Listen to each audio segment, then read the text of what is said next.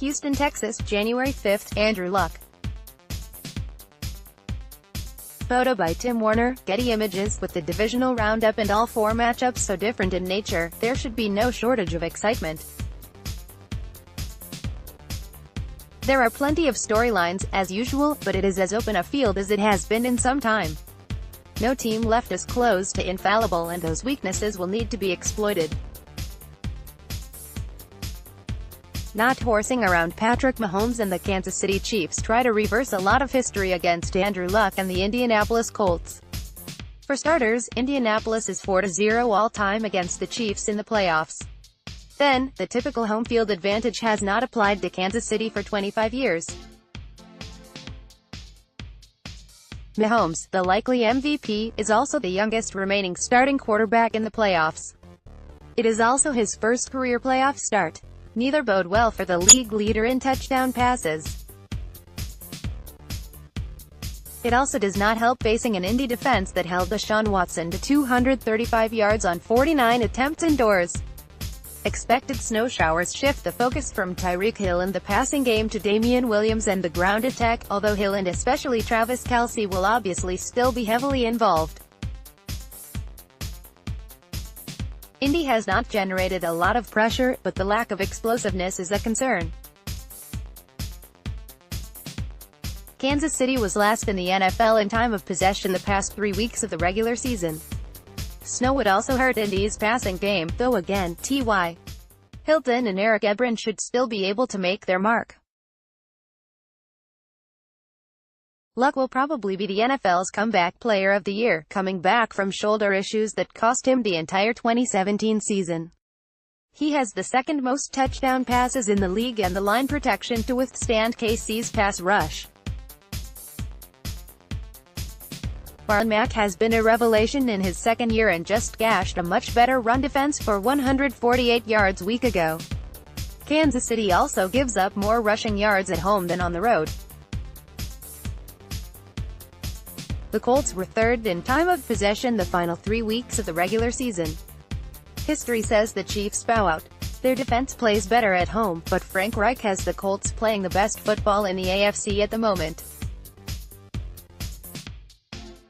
Andy Reid will have to get his sophomore quarterback and the team over the hump and past the divisional round. Both teams are mostly healthy, though Eric Berry is listed as a game-time decision. Wild West. It will be cooler than usual in Southern California as the Los Angeles Rams face off against the Dallas Cowboys. Arguably the top two running backs face off, with Todd Gurley returning from injury, though C.J. Anderson has filled in admirably to take on the NFL's leading rusher in Ezekiel Elliott. The quarterbacks in this game will be under the microscope. Jared Goff has improved upon all of his passing stats for the third year, except for interceptions. Against a Cowboys team that does not allow many plays against, he will need to be efficient and take care of the football. Dallas is 20th in takeaways, easing some concern. Brandon Cooks and Robert Woods face a tall task in the Cowboys' plus-sized cornerbacks. It'll be interesting seeing the second-ranked scoring offense take on the defense that tied for 7th best in preventing points. Woods has assumed Cooper Kupp's role in the slot, and that should be where Goff attacks Dallas the most. Dak Prescott makes his third playoff start, looking to continue building momentum. He will have to do so on the road, where he has performed considerably worse. Perhaps the likely pro-Cowboy crowd helps. One of Dak's best qualities is he has not turned the ball over a lot this year. Dallas is top 5 in interception percentage on the season. If this game turns into a shootout, Amari Cooper could be in for another big day against a Ram defense that can be had through the air. Still, the key is the Cowboys' biggest strength, Zeke, against the Rams' biggest weakness. Opponents don't average a lot of carries against Los Angeles, but Dallas is clearly a different animal in that regard. Los Angeles coach Sean McVay inadvertently got a lot of people hired the last couple of years, while his team still needs to win a playoff game. Another one-and-done situations, and the next hiring cycle might look different. Jason Garrett is even more in need of a postseason victory, sitting at 1-2 and never advancing past the divisional round. Wiley Vet's Sunday starts with a meeting of two Hall of Fame caliber quarterbacks. Tom Brady and the New England Patriots host Philip Rivers and the Los Angeles Chargers. New England was 8-0 at home while LA went 8-1, including last week, on the road. New England got some much-needed rest and recovery time. Brady is having a down year, but this the healthiest they have been all year, and they are still the fourth highest scoring offense. If they can keep up their third-ranked sack percentage allowed, LA is top 10 in sack percentage, Brady will be fine. Rob Gronkowski is a shell of his former self, but that is still better than most at his position. Otherwise, Julian Edelman and Chris Hogan will do most of the damage against the Chargers. LA ranks in the top 10 in allowed passing yards, completion percentage, and scoring. James White and Sony Michel will be needed to keep the Chargers' offense off the field. Rivers comes into the divisional round off of a ho-hum game. He did get the win and continues his mission to make and win his first Super Bowl.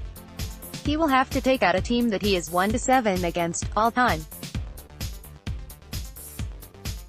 If it all rests on his arm, he'll need chunk plays as the Patriots allow the second lowest red zone scoring percentage in the league the last several weeks. Slot receivers are key in this one, and Los Angeles' Keenan Allen is a good one. Since we know how New England eliminates the opponent's top two weapons, Tyrell and Mike Williams will both be called upon. As will Antonio Gates, though Hunter Henry's return will curtail that some. Melvin Gordon was not much of a factor last week and will likely be schemed out by the Patriots this week. LA has to hope their own trends are stronger than the Patriots in the divisional round. A fine season will come undone if the Chargers are unable to keep the ball from Brady and the New England defense. Meanwhile, the Patriots will look to get the ball out quick and utilize the backs to keep Joey Bosa and Melvin Ingram at bay. Finally, the weekend wraps up with a rematch of Week 11 when the New Orleans Saints blew out the Philadelphia Eagles 48-7. That game, many Eagles players felt the Saints ran up the score. Philly is never lacking a chip on their shoulders and is playing inspired football over the past month. Will they be able to keep New Orleans from doing what they do in the Superdome? The Saints earned the 1 seed down the stretch and now get to play in the divisional round in their friendly confines all the way to the Super Bowl, also played in a dome. That has to be music to Drew Brees as he performs better indoors. At home with his top-rated completion percentage against the team facing the highest rate of passes, Brees will not be a bystander to his team advancing. Michael Thomas and Alvin Kamara will be the main beneficiaries to the Eagles' playing stout run defense, tops the last 3 weeks of the regular season. That leaves Mark Ingram as the lone man out of the three-pronged attack. Taysom Hill will also sprinkle in to make plays, but the big three, as usual, are the guys to watch. The fast indoor track sets them up to deliver on the fireworks. Nick Foles has clearly made a deal with some sort of mystical entity. Not only does he have them leading the league in passing yards to end the year, but he has a 6-2 record as a starter in Philadelphia the last 2 years. They have also taken out the Rams and Texans in the regular season and eliminated the Bears last week. Alshon Jeffrey and Zach Ertz will go up against the Saints defense that ranks 29th in passing yards allowed per game. They also rank 29th in yards per completion allowed. Do not expect much from the run game against the Saints defense that gave up the fewest yards per carry this season. Philly has something special. The group has rallied around Foles yet again and look to continue their run of unlikely dominance in the divisional round. Doug Peterson always has his guys prepared. Sean Payton took extra measures to ensure his team is locked in following the bye. This should be the highest scoring game of the divisional round. Main photo, embed from Getty Images.